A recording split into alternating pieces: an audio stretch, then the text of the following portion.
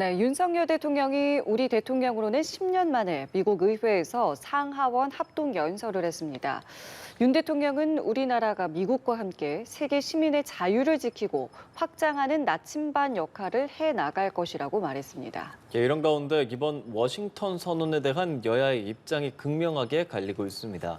관련 내용 두 분과 짚어보겠습니다. 윤기찬 국민의힘 법률위 부위원장, 서영주 더불어민주당 상근부대변인 나와 계십니다. 두 분 어서 오십시오. 안녕하세요. 안녕하세요. 자, 미국을 국빈 방문하고 있는 윤석열 대통령, 미 의회 합동 연설을 했습니다. 두 분께서는 이 연설 장면 또 내용을 어떻게 들어보셨는지 먼저 여쭤보도록 하겠습니다. 어떠셨는지요? 한미동맹을 강조하는 이 필요성이 있다는 것을 설득하는 연설이었다고 생각을 하고요. 이전에 1950년대 상위 방위조약 맺을 당시와 유사한 상황이다. 이걸 강조한 것 같아요. 그리고 일방적인 미국이 한국을 도와주는 그런 시국이 아니고 지금은 상호 호혜적인, 그러니까 한미동맹을 통해서 미국도 이득을 얻을 것이다. 여기에 중점을 둬서 아마 미 의원들을 설득하는 그런 자리였던 것으로 평가를 합니다. 예, 어떻게 좀 보셨는지요? 연설 부분들, 그러니까 뭐 제 확인은 맞습니다. 70주년이잖아요, 한미동맹. 그런 의미에서 한국과 미국의 동맹을 더 굳건히 하자. 그리고 앞으로 이제 뭐 안보 부분에 있어서의 북한의 위협에 대해서 조금 더 긴밀하게 협조하자. 이런 부분들이었는데 일단은 그 의회 연설의 유창한 영어 실력은 인정할 만했습니다. 그래서 참 잘하셨다 칭찬을 해드리고 싶고요. 예. 그런데 이제 조금 아쉬운 부분들은 있습니다. 그러니까 그 내용 중에 화려한 언변과 그다음에 보기 좋은 어떤 모습들, 박수갈채도 많이 받았잖아요. 근데 그 내용 중에 안보 부분은 충분히 얘기할 수 있는데 경제 부분에 대한 연설 내용이 좀 빠졌다. 좀 그런 부분들은 아쉬웠어요. 상하원 의원들이 다 모였는데 거기에서 좀 물론 이제 뭐 협의를 한다고 했지만 IRA나 그다음에 반도체 화학법 같은 부분들에 대해서 그런 부분들을 지금 미 의회 쪽에 얘기할 수 있는 기회였는데 그런 부분들이 좀 빠진 게 조금 아쉬웠다. 좀 평가하고 싶습니다. 지금 말씀해 주셨습니다마는 영어 연설에 대한 부분도 좀 많이 화제가 됐고 굉장히 좀 많은 환대를 받은 부분들도 부각이 되고 있습니다. 이런 장면들은 또 어떻게 좀 보셨는지요? 미국 입장에서도 보면 한국과의 동맹 강화가 사실 지금 당면 과제일 수 있어요.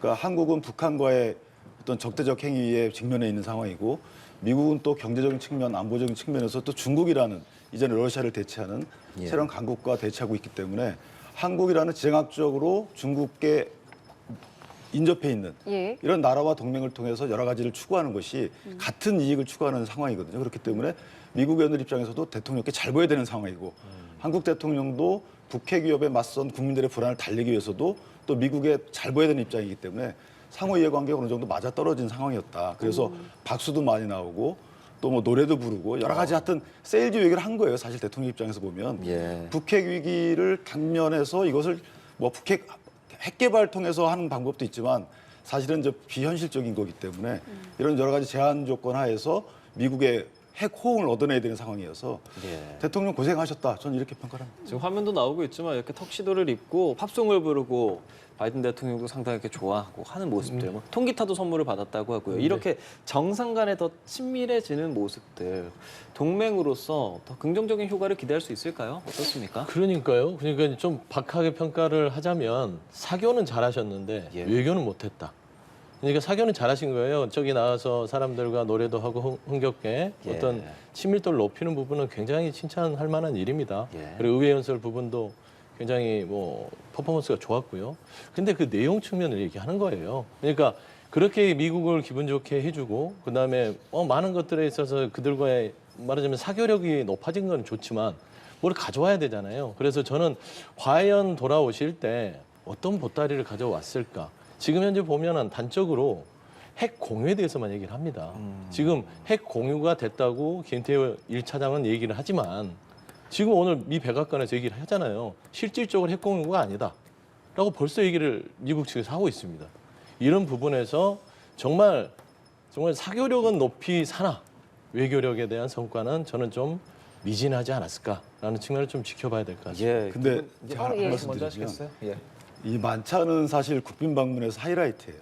그러니까 만찬의 분위기가 그 당시 국빈 방문으로 인한 성과를 설명해 주는 거거든요. 그 분위기를 보시면 아실 거고 또 하나는 이제 핵 공유이든 뭐 핵 어떤 문제든 핵 보장 갖고 온 거거든요.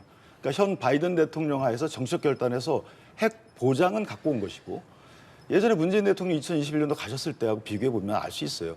그러니까 현실적인 한계가 있는 거거든요. 그 당시 대통령 가셔서 뭐 남북 정전선언 이런 말씀하고 오셨잖아요. 그 당시 그런 기대가 컸던 거 아니겠어요? 그러니까 대통령도 그 당시 상황을 반영해서 종전선언을 추진하자 이런 식으로 했는데 받아들이지 않았죠. 그다음에 44조 정도를 투자하고 오셨단 말이에요. 그러니까 같은 선상인 거예요. 그러니까 이것이 뭐 퍼주기 했다 이렇게 평가할 것이 아니고 어쨌든 대한민국이 가장 힘들어하는 부분이 현재 북핵이 문제잖아요. 경제적인 부분은 또 미국이 기업 논리에 따라서 투자하고 한국이 또 투자하고 그다음에 투자한 이후에 그 조건에 대해서는 서로 행정부 간 논의를 해야 되겠죠. 손해가 적게끔. 이런 논의를 뒤로 한다 하더라도 어쨌든 핵 보장을 갖고 온 것에 대해서는 박수를 쳐드려야 된다. 이 워싱턴 선언에 대한 얘기 본격적으로 하게 될 텐데 여야 대표가 관련해서 입장을 냈습니다. 극명한 시각차가 보였거든요. 어떤 내용 말했는지 함께 듣고 오시죠. 워싱턴 선언은 한반도와 동아시아 안정을 위한 강력한 힘이 될 것으로 봅니다. 핵무기를 실을 수 있는 전략 핵잠수함이 한반도에 전개되는 것은 1980년대 초 이래 없었던 일로서 사실상 전술 핵 재배치와 같은 효과를 거두게 된 것입니다. 한미 동맹의 퀀텀 점퍼가 이루어진 이때 트집 잡기에만 혈안이 된 민주당의 모습이 안타깝습니다. 정부는 국익을 지키는 데 실패했습니다. 우리 기업과 산업을 지키기는커녕 사실상 미국으로 공장을 옮기는 일만 거들었습니다. 호갱 외교라는 비판을 피하기 어렵습니다. 진영 대결의 허수아비를 자처하면서 중국, 러시아 같은 영내 국가를 자극하는 위험천만한 행동이 국익과 외교 안보에 어떤 충격을 일으킬지 짐작하기조차 어렵습니다. 여야 대표의 조금 다른 입장 들어봤습니다. 조금 전에 윤기찬 부위원장이 과거 사례 등을 이야기하면서 충분히 의미 있다라고 평가를 해주셨는데요. 뭐 반론하시겠습니까? 그러니까 이제 시각이 다른 거죠. 그런데 이제 다른 식으로 보는 것도 있어요. 그러니까 문재인 정부의 방미에서 종전선언은 기본적으로 문재인 정부는 북한과의 관계를 그러니까 비핵화에 방점을 뒀습니다. 북한이 핵무기를 개발하지 않도록. 그래서 한반도 전체에서 전쟁이 없도록, 핵전쟁이 없도록 하는 말하자면 근본적인 근원에 대해서 접근을 했다면 지금 윤석열 정부에서는 그냥 강대강입니다. 북한이 지금 핵 개발하니까 우리도 핵 보유하고 핵 대 핵으로 싸우자 이런 거거든요. 그러면 이 부분은 극명히 차이가 있습니다. 같지 않습니다. 또 의미도 뭐가 맞는지를 의미를 크게 둘 수도 없는 문제입니다. 이건 국민들이 판단하실 문제겠죠. 왜냐하면 국민들이 무엇이 더 불안한가 판단할 거 아니에요. 핵대핵으로 강대강으로 가는 게 불안하겠습니까? 아니면 종전선언이라든지 이런 부분에서 한반도 부분에서 비핵화가 더 불안하겠습니까? 이건 판단하시는 거고요. 두 번째 얘기하면 지금 말씀드리는 거는 김기현 대표도 얘기했지만 원래 김기현 대표는요 예전에 의원 시절에 핵무장을 강조했던 분이에요. 근데 갑자기 무슨 워싱턴 선언 자체를 가지고 핵 공유 부분이 대단한 일인 것처럼 얘기하거든요. 지금 서운해하셔야 돼요. 핵무장 해야 된다. 또 주장하셔야 되는데 핵 공유 자체만으로도 저렇게 찬사를 보낸다는 거 저는 이해할 수 없고요. 두 번째 보면 워싱턴 선언 자체가 지금 한반도와 동아시아의 안정을 꾀한다. 저는 반대라고 봅니다. 지금 보십시오. 핵 공유를 통해서 북한에 대한 핵 개발을 막습니까? 그건 아니잖아요. 미국은 우리에게 이번에 뭐를 강요했냐면 핵 보유 포기각서를 받았고요. 그다음에 핵 공격 받으면 우리한테 연락해. 우리가 공유해서 공격해 줄게. 이게 그냥 골자입니다. 쉬운 말로.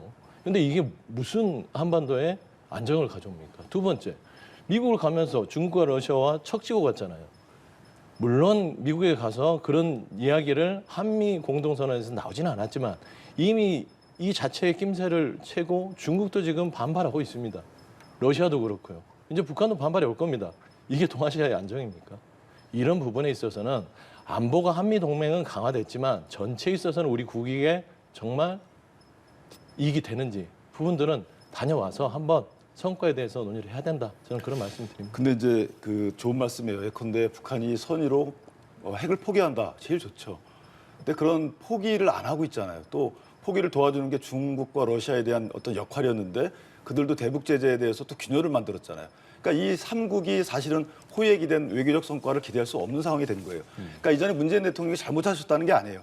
그러니까 정세를 판단하고 이걸 비핵화를 이끌어야 되겠다. 좋습니다. 존중해 드립니다. 못 하셨잖아요. 그리고 이미 50몇 발의 또 ICBM을 쐈잖아요. 그리고 이미 지금 대남을 향해서 남쪽에 핵을 쏘겠다라고 공개적으로 말을 하고 있어요. 이런 상황입니다. 자, 이런 상황에서는 어떻게 해야 될까요? 자체 핵개발, 아까 어떤 분 말씀하시는 거 시간이 오래 걸린다고 합니다.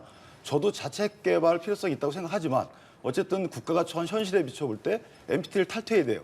그럼 무역 제재가 들어올 것이고 여러 가지 면에서 볼 때 현실적인 현재 시점에서 보면 최선이다. 이럴 수 있는 거거든요. 그렇다면 미국의 핵 보장을 받아냄으로써 북한의 핵 억지력을 우리가 가져올 수 있는 거란 말입니다.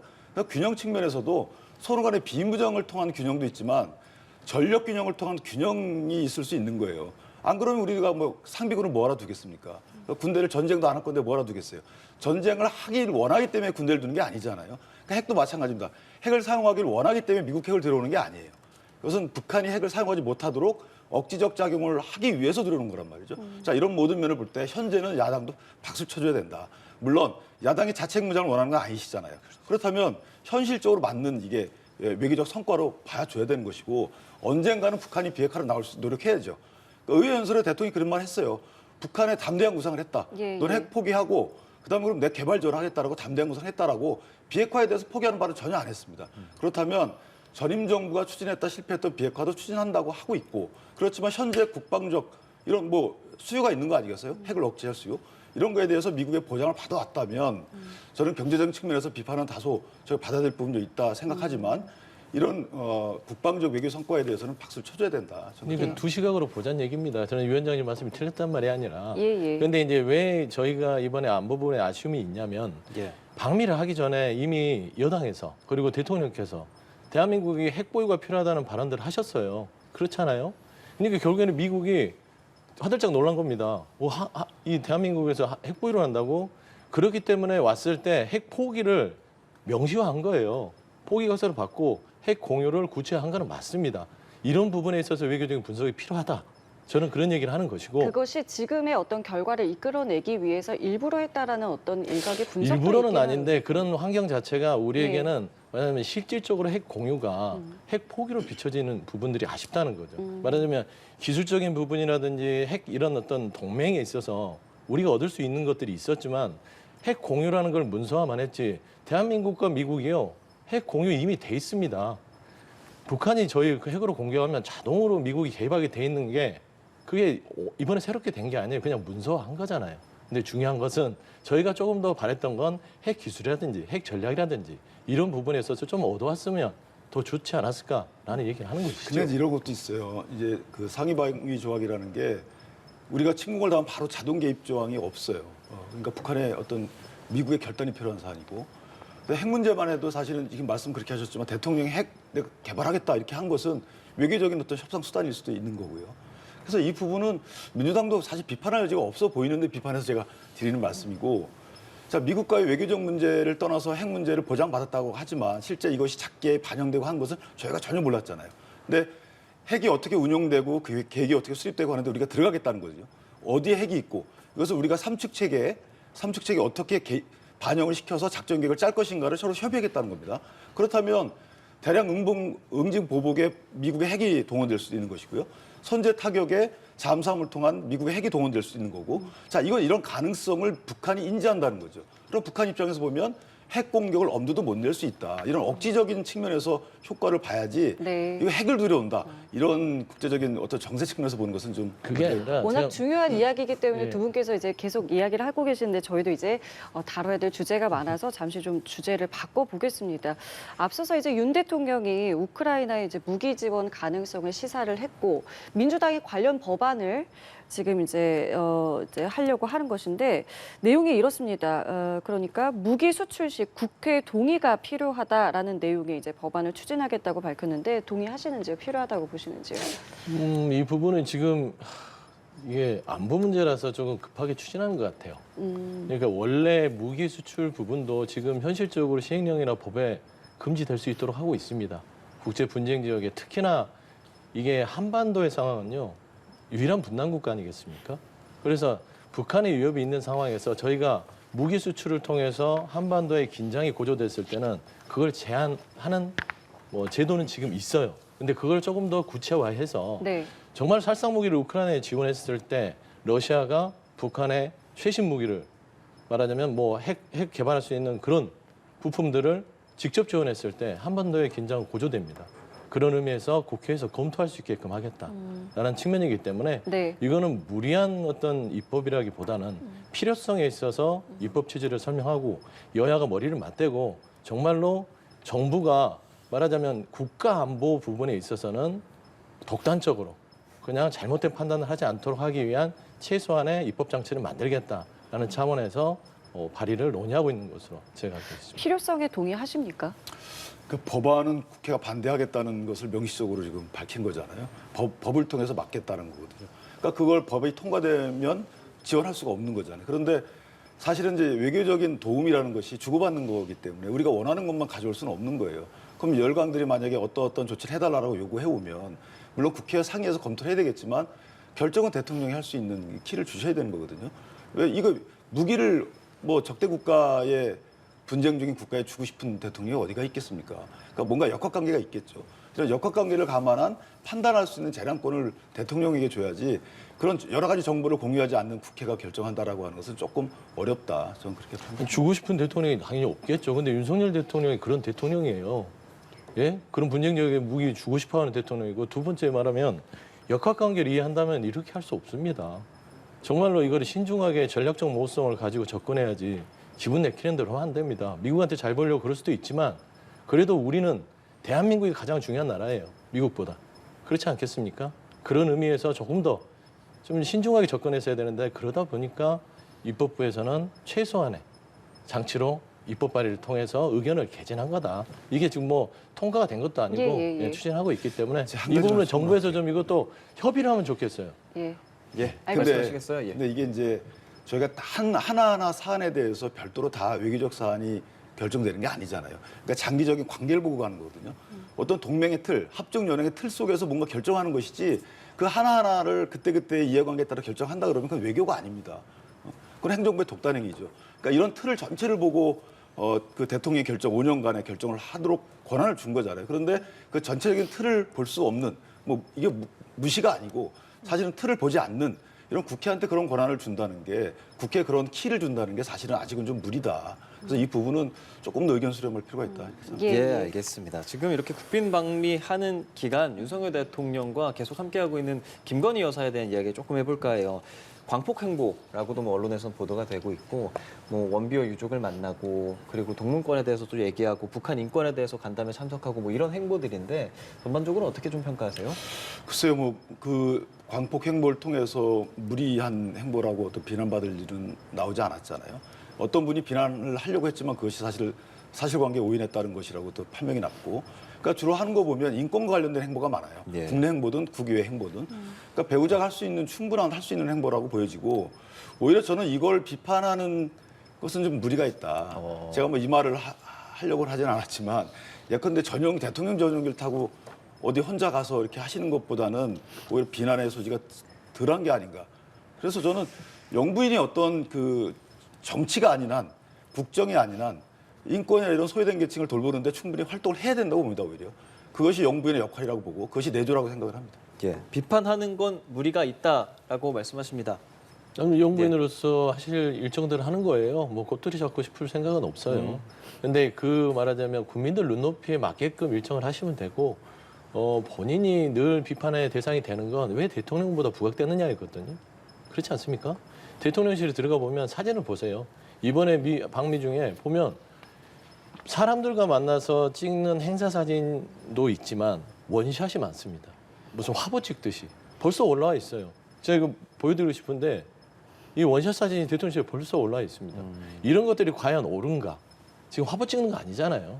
엄중한 외교전에 가서 대통령 배우자로서 일정을 소화하는 것을 누가 비판하겠습니까? 그리고 설령 많이 한다 해도 비판하지 않습니다. 하지만 대통령이 그런 말하자면 선출된 권력인 공무원인 대통령이 돋보이게 하기 위해서 옆에서 배우자로서 역할을 해야 되지 본인이 돋보이려고 하다 보면 국민들이 곱지 않은 시선을 볼 수 있고 비판의 여지가 있다.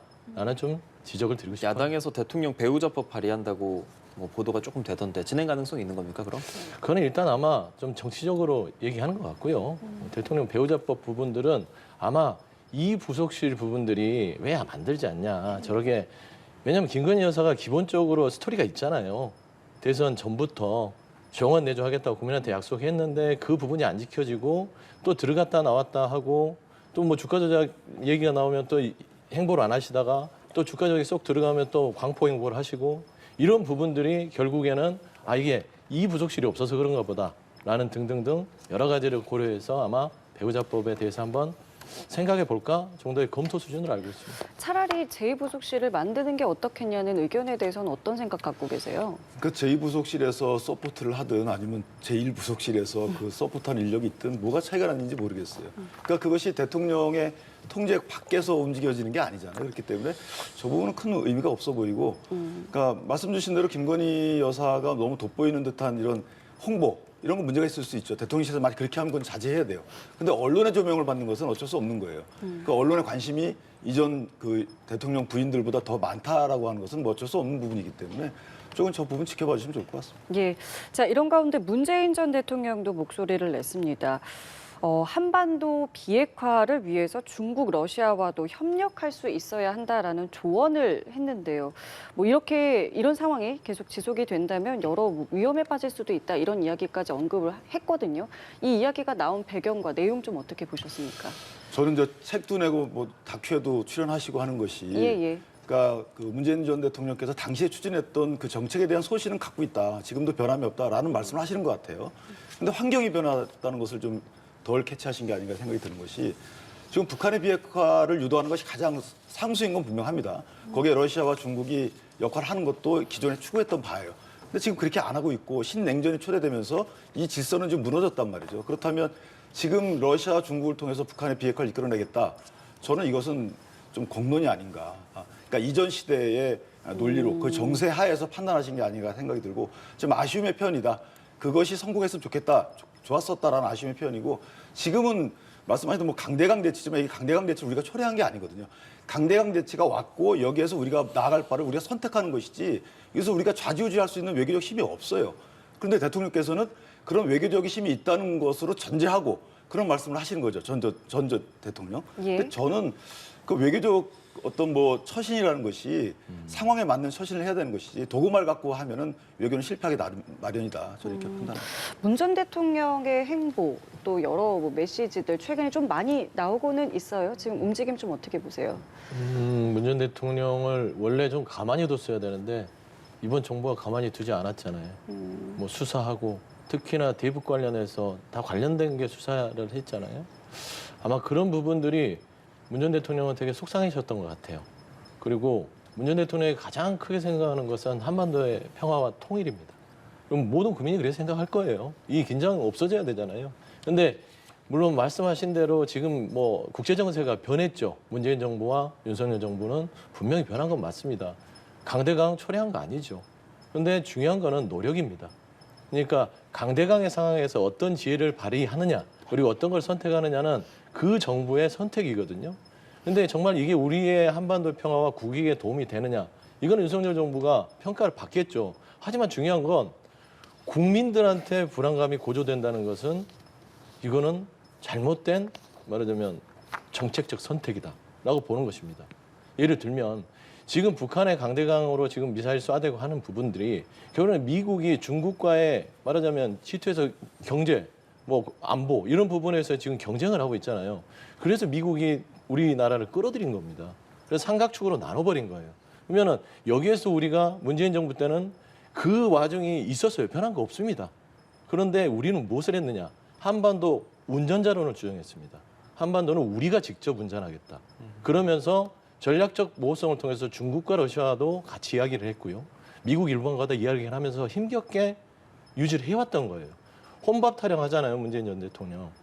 혼밥까지 해가면서 중국에서 중국과 외교력을 높이기 위해서 그렇게 한 거예요. 그런 노력들이 필요했던 겁니다. 기분 나쁘다고 중국과 러시아에 내뱉어버리면 쉽죠. 근데 지금 윤석열 정부를 좀 비판하자면 한반도 운전자론이 아니라 한반도 대리운전론을 하고 있습니다. 한반도를 미국에 맡겨버린 거예요, 지금. 이런 상황에서 과연 북한과의 강대강 대치를 풀 수 있을 것인가? 라는 측면에서 문 전 대통령께서는 그럼에도 불구하고 중국과 러시아와 대화를 해라. 그래야만 한반도 비핵화가 이루어진다라는 예. 조언을 했다고 저는 봅니다. 예. 제가 한마디만 더 하면 좋은 말씀이에요. 그런데 문재인 대통령 5년 정도 임기 동안에 충분히 그렇게 하셨어요. 근데 그 효과가 안 나타났잖아요. 안타깝게도. 북한이 그 말을 안 듣는 것이고 중국과 러시아도 다른 생각이 있는 거거든요. 그렇기 때문에 이제는 다른 정사에서 다른 정책을 펼칠 필요도 있다. 저는 그렇게 생각합니다. 하노이 예. 노딜은 뭐 어차피 우리가 결정한 게 아니라 미국이 그랬던 거니까 그런 부분들도 뭐 분명히 있다고 봅니다. 예. 네. 우리 다시 좀 현재 집중해서 윤석열 대통령의 이야기를 조금 해볼까요? 지지율 좀 얘기해 보려고 합니다. 지지율이 막 아주 크게 떨어지고 아주 크게 오르고 뭐 이런 것들은 특별하게 있지는 않지만 지금 보여드리는 이 화면을 보면 전반적으로 부정평가는 그대로 갔고 긍정평가가 2%포인트 떨어진 모습을 좀 볼 수 있습니다. 지금 뭐 이 워싱턴 선언이라든지 이번에 방미했었던 내용이 직접적으로 반영됐다고 볼 수 있을는지는 모르겠지만 지금의 추세 일단 먼저 여쭤보겠습니다. 윤기찬 부위원장님 먼저 말씀해 주실까요? 저는 민주당이 선전하는 거라고 봐요. 그러니까 잘하고 있다는 게 아니고 예. 국회 내에서 원내에서 입법 독주를 하고 있잖아요. 근데 입법 독주의 내용이 양곡관리법, 농민을 대상으로 한 겁니다. 그러니까 처분적 법률을 자꾸만 만들어요. 간호사 처우 개선법, 이것도 간호사들을 대상으로 한 겁니다. 그다음 노란봉투법, 일부 노동자분들을 대상으로 한 거예요. 이런 식으로 처분적 법률, 일정 계층이나 대상을 상대로 한 법률을 만들어서 하기 때문에 이것이 지지율을 견인하는 거다. 그래서 상대적으로 대통령 지지율이 떨어지고 있는 것이지 민주당이 잘하고 국민의힘이 잘하고 이런 문제가 아니라는 거죠. 그러니까 대통령의 문제에 있어서는 외교나 이런 개혁 문제에 치중하기 때문에 당장은 아마 지지율이 확 올라가지는 않을 거예요. 그러나 점점점 점증하는 형태를 띌 것이고 또 하나는 이제 정책에 관련된 뭐 개혁 이슈에 관련된 정책을 내게 되면 그에 따라서 지지율이 조금 회복은 할 것이다. 저는 45%까지는 원래 이제 진영을 놓고 보면 예. 또 개혁적 이슈가 그 안에 놓여진다면 45% 정도는 올라가지 않을까 장기적으로 그렇게 생각합니다. 당장 방미 성과가 반영되면 지지율 좀 어떻게 바뀔 수 있을 거라고 보세요? 좀 올라갈 거는 같아요. 노래 잘하셨고 또 연설 잘하셨고 이런 부분도 효과가 있다고 봅니다. 보고 있고요. 근데 이제 중요한 건 처음에는 반짝 올라갈 수 있는데 이게 이미지는 방미 성과가 좋아요. 제가 말씀드렸잖아요. 보기에는 정말 괜찮다. 그런데 뭐를 가져오고 오셔야 돼요. 그런데 향후에 가지고 온다는 것은 그건 또 와서 보따리를 풀 거 아닙니까? 예. 그런데 보따리 풀었더니 아무것도 없다. 그랬을 때는 지지율이 더 떨어질 수밖에 없어요. 그리고 이거는 대통령의 국정 지지도뿐만 아니라 국민의힘이 잘 못하고 있어요. 저는 그렇게 생각합니다. 민주당이 뭐 말씀한 대로 잘하지 않는다 말씀하시면 맞습니다. 민주당이 잘하는 거 별로 없다고 봅니다. 그런데 국민의힘은 집권 여당이잖아요. 김기현 대표가 들어섰는데 그 지도부 어떻습니까? 지금 난리가 났습니다. 최고위원들 출석 안 시키고요. 망언하고요. 윤리에 징계 한 해 만에 이러고 있으니 나라를 국정 운영에 축이 돼야 될 집권 여당이 이런 부분들이 결국에는 대통령의 국정 지지를 말하자면 뒷받침하지 못하고 있다. 그래서 동반 하락이 되지 않느냐라는 분석을 하고 싶습니다. 그 뒷받침할 수 있도록 다음 총선에서는 국민의힘에 몰아줘야 돼요. 자, 그러면 어제 국회에서 어떤 일이 있었는지도 짚어보겠습니다. 어제 야권 주조로 쌍특검이 패스트트랙에 지정이 됐습니다. 참 많은 우여곡절이 있었고 결국 통과가 됐는데 글쎄요, 좀 어떻게 보셨습니까? 필요하다고 생각을 하셨는지요? 그래서 뭐 국회의원들 개인의 판단에 모여서 그런 결과가 나왔다고 보지만 예. 한편 보면 아쉬운 부분이 이 특검 내용을 제대로 이해하고 계신 상태에서 투표를 했는지가 좀 저는 의구심이 있고요. 특히 그 중에서 50억 클럽 같은 경우에는 이게 이미 이제 법사위에 상정이 돼 있어요. 그 상태에서 바로 논의도 없이 이걸 본회의에 직회부할 절차를 밟는 거잖아요. 패스트 트랙에 올렸다는 것은. 예. 그리고 그에 보면 50억 클럽 특검법에 보면 그러니까 범죄 혐의자로 사건 수사를 통해서 범죄 혐의자로 드러난 사람이 연루된 다른 비리 행위의 사건도 수사 대상이에요. 이 특검에. 그렇다면 뭐 죄송한 말씀이지만 이재명 대표가 만약에 드러났어요. 그렇다면 이재명 대표의 다른 사건들, 백현동 사건, 뭐 그다음에 대북송 뭐 여러 가지 사건들 이런 사건들이 전부 다 특검의 관할이 되는 겁니다. 그렇다면 검찰이 하고 있는 사건과 충돌이 있을 거고 분명히 서로 간에 뭐 심겨루기도 있을 거고 그 수사 부실로 이어질 거고. 이런 그 결과가 뻔한데도 불구하고 이걸 올린다. 그럼 저희는 입장에서는 물타기 아니냐. 이재명 대표에 대한 수사를 방해할 목적이 아니냐. 이런 오해를 하는 거고요. 김건희 여사에 대한 특검 이 부분도 사실 2년 동안에 문재인 정부에서 수사를 열심히 했어요. 한 상태였고 그 결과가 뭐 일부 기소로 드러난 것이고 다른 사람에 대한 그 공소장에 보면 김건희 여사에 대한 별지 목록 빼놓고는 언급이 없단 말이죠. 그렇다면 충분한 수사 이후에 결정된 것임에도 불구하고 다시 들고 나온다라고 하는 것은 패스트 트랙 이후에 한 12월 달쯤에 이제 이게 회부가 예. 된단 말이죠. 예. 그럼 그때 뭐 서로 간에 치고받고 하다 보면 총선이에요. 네. 이런 정치용이 아니냐라고 저희 당에서는 의심을 하고 있는 거예요. 그게 민주당만이 아니라 그 정의당도 근데 이렇게 동참을 했지 않았습니까? 그렇다면 그 이유는 뭐라고 보시는 거예요? 뭐 정의당 이전에 저희가 연동형 비례대표제를 도입하는 공직선거법 사건 예. 그 딜했던 적이 있잖아요. 그 사실 재판이라는 생각이 들어요. 이 부분은 아. 노란봉투법이라는 정의당에서 추구하는 법안이 있단 말이죠. 입법 거래가 어느 정도 있었던 뭐 거죠? 저희는 그렇게 아니면 정의당이 협조할 이유가 없었다라는 것이고 물론 특검 추천권도 또 다 줬죠. 자 이런 측면에서 보면 네. 이것이 과연 거래 대상의 법안인지 한번 곰곰이 생각해 볼 필요가 있다. 말씀해 주신 것처럼 이제 내년 총선에 어쩌면 이것이 대형 변수가 될 것이다라는 관측이 나오고 있습니다. 어떻게 좀 생각하세요? 이거 우연치 않게 뭐 날짜가 그렇게 되네요. 신속 처리안건으로 하면 최장 240일이니까 그때쯤이 될 것 같은데 그거는 좀 정치적으로 해석하는 거죠.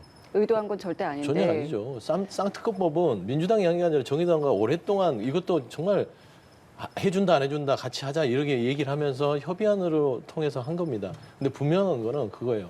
뭐 이재명 대표의 수사까지 나오셔가지고 물타기도 하는데 전혀 사실과 다른 이유가 설명을 드릴게요. 특검이 필요한 이유는요. 검찰이 수사를 제대로 못해서예요. 근데 이재명 대표의 수사는 검찰이 너무 과도하게 많이 하고 있어요. 특검이 필요합니까? 검찰에서 거의 뭐 한 지청 자체가 한 야당 대표에게 수사를 하는데 무슨 특검이 필요해요. 그다음에 두 번째 쌍특검법의 내용을 보세요. 국민의힘 의원이었던 곽상도 전 의원의 아들이 퇴직금으로 50억을 받았어요. 근데 검찰이 증거를 제대로 제출 못해서 법원에서 무죄를 받습니다. 국민들이 이걸 납득합니까? 검찰이 수사를 제대로 못하니 국민들이 이 부분에 대해서는 밝혀졌으면 좋겠다라고 주장하기 때문에 국회에서 하는 것이고 김건희 여사 주가 조작 부분 1심 재판에서 나왔을 때 별죄라고 하지만 이미 유죄라고 판단됐던 사람들에게 계좌가 이용됐다는 것을 법원이 판단해 줬어요. 검찰이 수사합니까? 결국에는 특검 추진되는 거는 어떤 정치적 의도보다는 국민들이 궁금해하고 이거는 꼭 털어줬으면 좋겠다라고 하기 때문에 입법부가 해야 될 일은 국민을 대변하는 기관이잖아요. 국민들이 궁금한 거 털어줘야죠. 이 축에서는 그것만 상식적으로 보면 됩니다. 쌍특검법에서 50억 클럽과 김건희 여사에 대한 주가 조작 부분들이 포함된 특검은 이 부분은 검찰이 수사를 안 하고 있다. 제대로. 그렇기 때문에 이건 특검을 통해서라도 밝혀야겠다라는 것이 그냥 상식이고 진실입니다. 그런데 이게 특검 운영되려면 수백억 원이 들어요. 그러니까 검찰 운영될 때 수백억 원이 드는 것처럼 그러니까 이중적 예산 낭비가 될 수 있다는 거죠. 그러니까 특검법 같은 경우에 보면 50억 클럽의 경우에도 국내심이 연루된 사람이 이미 처벌 무죄 나왔지만 다시 항소하고 뭐 압수수색하고 하잖아요. 검찰이 열심히 하고 있습니다. 권순일 전 대법관도 들어가 있단 말이죠. 관여했던 혐의이자로. 그렇다면 진영상 보면은 이게 국민의힘에 불리한 게 아니에요. 그럼 국민의힘이 이렇게 요구하는 것은 이게 필요 없다는 검찰이 열심히 하고 있기 때문에 김건희 여사에 대한 특검도 마찬가지입니다. 이미 별지 목록에 들어가 있는 거는 이게 피해자로 들어가 있는지 가해자로 들어가 있는지 그 뻔한 거예요. 다 나와 있단 말이죠. 동원됐기 때문에 연루됐다는 것은 비난 가능성은 그건 이미 비난 가능성이 있는 거예요. 그럼 비난을 받으면 되는 거고 이게 범죄 혐의가 있다 없다라고 이런 점을 밝히는 특검의 수사 목적하고 다 다른 거거든요. 그렇기 때문에 국민의 궁금증을 해소하기 위해서 수백억 혈세를 들여서 특검을 출범시킨다. 저는 이것은 좀 문제가 있다고 생각합니다. 그러니까 검찰이 이 신속 처리한 건을 처리하는 동안 제대로 수사를 하면 됩니다. 더 열심히 하고 김건희 여사 뭐 부분에 있어서 이게 공범이냐 아니냐 부분도 수사를 해봐야 알잖아요. 아예 손도 안 대잖아요. 그러니까 검찰이 뭡니까? 특검 필요한 거 아니겠어요? 했어요. 뭘 다 했어요? 말씀하신 것처럼 이게 뭐 검찰의 이제 뭐 수사가 성과가 난다면 이제 뭐 특검으로 가지 않을 수도 있고 다만 이 김건희 여사와 관련된 부분에 있어서는 대통령의 거부권에 관한 보도가 벌써부터 좀 나오고 있습니다. 이 부분은 좀 뭐 미리 뭐 예단을 좀 하기는 어렵겠습니다만 어떤 움직임으로 좀 갈 수 있겠습니까? 제가 그 전에 한 가지만 좀 말씀드리겠는데 이전에 그 문재인 정부 시절에 김건희 여사 수사팀이요 보완돼 가지고 관련 업체 수색하는데 너무 심하게 한다고 해서 항의까지 받았던 정도 수사가 됐던 사안이고요. 아마 이게 특검이 이루어진다 그러면 대통령의 거부권 행사하기 힘들겠죠. 그러니까 왜냐하면 관계자에 대한 특검 수사 사항인데 거부권 행사한다는 것은 좀 보기 좋지 않고 오히려 뭐 수사를 해도 뭐가 안 나올 거라는 자신감의 표현일 수도 있고 해서 저는 개인적으로 거부권 행사 대상의 법안은 아니지 않겠는가 현실적으로 그렇게 생각합니다. 예, 알겠습니다. 민주당 상황을 조금 더 다른 이야기 좀 해보면요. 지금 원내대표 선거 지금 우총 진행하고 있잖아요. 네. 그렇죠. 지금 나와 있는 인원들 김두관, 박광온, 박범계, 홍익표 4파전입니다. 네. 지금 어떻게 좀 흘러가고 있는지. 좀 아까 전에 양강 뭐 이런 얘기 좀 해주셨었잖아요. 냉정하게 들어보자. 얘기하면 양강이죠. 예. 근데 또 네 분 다 아니까. 예. 근데 아니까 여쭤봅니다. 예. 그런데 그 양강 구도는 맞아요. 제가 봐서는 2강, 일중 일약. 근데 뭐 그렇습니까? 이 또 구체적으로 얘기하지는 않겠습니다. 이강만 이강만, 얘기를 할까요? 2강 예. 정도인데 예. 지금 현재 보면은 그 말하자면은 이게 원내대표 선거가 반장 선거거든요. 그러니까 의원들을 예. 투표를 해서 뽑는 선거이기 때문에. 근데 제가 내부 기류를 보니까 대단히 좀 고심을 하더라고요. 2강 중에. 그러니까 두 분 다 2강 의원들이 장단이 있습니다. 그리고 친화력도 있고 예. 그다음에 의원들과의 관계도 좋고 그러다 보니까 의원들이 누구 하나로 지금 쏠리지는 않은 상황입니다. 민주당이 지금 처해 있는 여러 가지 현실들을 그렇다면 고민을 하고 있을 텐데 네. 어떤 부분들이 가장 좀 주요하게 작용할 거라 보세요? 제가 봐서는 지금 뭐 제일 고민하는 것들은 어떤 개혁적 성향 첫 번째가 있을 거고요. 예. 두 번째는 내부의 어떤 친화력 그러니까 통합 어떤 이 두 가지 축이 고민이 될 것 같아요.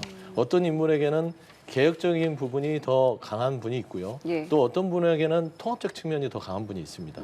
근데 과연 의원들께서 개혁과 통합을 둘 다 갖고 있으면 좋겠죠. 네. 한 인물이요. 네. 근데 어떤 인물은 개혁적 성향이 강하고 어떤 인물은 통합적 성향이 강합니다. 그래서 그 선택을 오늘 할 건데 지금 민주당이 필요한 것들은 제가 봐서는 개혁과 통합이 다 필요하지만 제 생각에는 통합이 먼저지 않냐.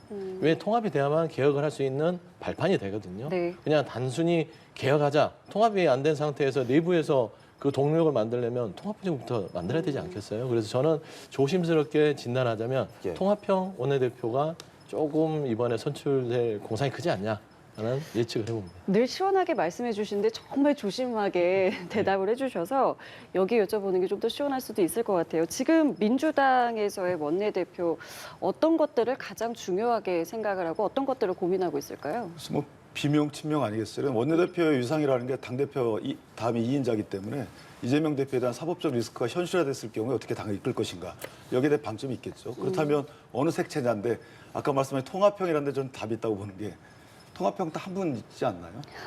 그 옛날에 이낙연계로 언급되다가 지금 이재명계로 언급되시는 분이 예. 통합형 아닌가 싶기도 하고 저는 이강이 전부 다 뭐 그런 색채가 있다고 이렇게 생각을 합니다. 그러니까 어떤 분이 될지는 뭐 여전히 알 수가 없는 상황인데 이게 결과가 나오게 되면 저희가 또 바로 전해드리도록 하겠습니다. 현재 진행 중이라는 것까지만 말씀을 드리겠습니다. 자, 그리고 민주당의 민영배 의원이 이제 복당을 하게 되면서 여진이 좀 계속되고 있습니다. 일단 관련 내용을 좀 듣고 대담 이어가겠습니다. 민주당과 민영배 의원은 위장탈당으로 국회법을 농락하고 형해화시킨 잘못에 대해 각각 국민에게 진정성 있게 공개 사과하십시오. 민영배 의원을 교육위에서 즉각 제척하십시오. 반칙이든 불법이든 가리지 않고 모든 수단을 동원한다는 잘못된 사례를 몸으로 보여주었습니다. 아이들 교육에 큰 해를 끼치게 됩니다. 소방차 가야 되는데 빨간불이에요. 가야 됩니까 말아야 됩니까? 가야 되지 않아요? 가령 어린아이가 도로에 나와가지고 차에 치일 상황이 생겼다. 그러면 저쪽 건너편에 있는데 파란불이 될 때까지 기다려야 돼요? 빨간불이어도 달려가서 구조하는 게 먼저죠.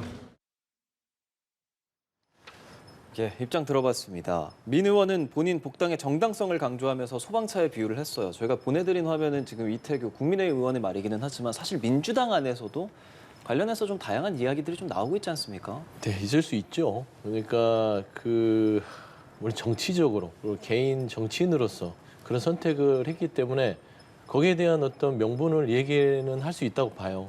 하지만 국민적 눈높이에는 조금 부족하지 않았을까?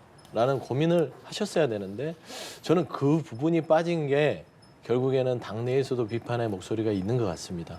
예. 그러니까 복당을 하는 거는 절차에 따라서 하는 것이죠. 근데 복당을 하더라도 사전에 뭔가 정치권에 뭐 변명하거나 사과를 한 게 아니잖아요. 국민들을 대상으로 해서 제가 좀 이런 부분에 있어서 피치 못할 사정으로 이렇게 됐지만 국민들 여러분 앞에 눈높이에는 맞지 않았습니다. 송구합니다. 앞으로 뭐 정치하면서 이런 부분을 타산지적 삼아서 이런 부분은 반복되지 않도록 하겠다. 이런 식으로 좀 국민들한테 명확한 메시지 좀 했으면 좋은데 그런 부분들이 부족해서 아마 당내에서 비판이 있는데요. 일단은 복당을 하셨으니까 예. 본인의 정치 인생에 이 꼼수 탈당은 평생 따라다닐 거란 말입니다. 이 부분을 지금 저는 그냥 정치 소신이었다라기보다는 국민이 듣기에 납득할 만한 수준의 이야기로 마무리하는 게 좋지 않겠냐라는 좀 말씀드립니다. 예. 자, 지금 말씀 중에 민주당 원내대표 선출이 됐다는 소식, 박강원 의원이 선출됐다는 소식을 전해드리겠습니다. 조금 전 의원총회를 열고 원내대표를 뽑았는데요. 신임 원내대표, 박강원 신임 원내대표가 선출됐다는 소식을 전해드립니다. 박강원 신임 원내대표는 앞서 당 내홍을 수습하면서 내년 총선 전략과 또 입법 성과를 만드는 이제 과제가 앞으로 놓여 있는데요. 지금 이 시각 민주당 새 원내대표에 곽광훈 의원이 선출됐다는 소식을 예. 전해드립니다. 앞서 원내대표 정견 발표에서 의견을 좀 반영해서 맞춤형 해법으로 총선을 승리하도록 하겠다라고 박광훈 의원이 발언을 했었거든요. 1차에서 50% 과반 득표가 돼야 선출이 되는 건데 지금 정확한 득표율까지는 나오지 않았지만 예. 박강원 의원이 1차에서부터 90% 과반 이상을 득표함으로써 원내대표에 선출됐다는 소식 전해드립니다. 사실은 뭐 결선까지 가지 않겠느냐라는 좀 관측도 있었는데요. 1차에서 됐다는 건 어떤 걸 좀 의미하는 걸까요? 일단 기본적으로 이제 정견 발표에서 결정을 하겠다는 의원분들이 많았어요. 예. 그러니까 정견 발표가 조금 더 잠시만요. 지금 소감을 좀 진심으로 저희가 감사드립니다. 들어보겠습니다. 의원님 여러분, 존경하고 사랑합니다. 이번 원내대표 선거는 선거 과정에서부터 통합과 단합의 정신으로 이루어졌습니다. 함께 해주신 홍익표 의원님, 김두관 의원님, 박범계 의원님 진심으로 감사드립니다. 세 분 후보님의 뜻을 제대로 잘 받들어서 원내 운영하는 데 적극적으로 반영하도록 하겠습니다. 모든 의원님들과 함께 이기는 통합의 길을 가겠습니다. 담대한 변화와 견고한 통합을 반드시 이뤄내도록 하겠습니다. 무엇보다도 국민이 원하는 방향으로 쇄신하겠다는 의원님들의 강한 의지를 다시 한번 확인했다는 점에서 감사하게 생각합니다. 그 뜻을 뒷받침하는 일을 시작하겠습니다. 국민의 신뢰를 회복하는 일이 무엇보다도 우리의 힘을 더욱 강하게 하는 일이라는 믿음을 갖습니다. 태도가 본질입니다. 매우 중요합니다.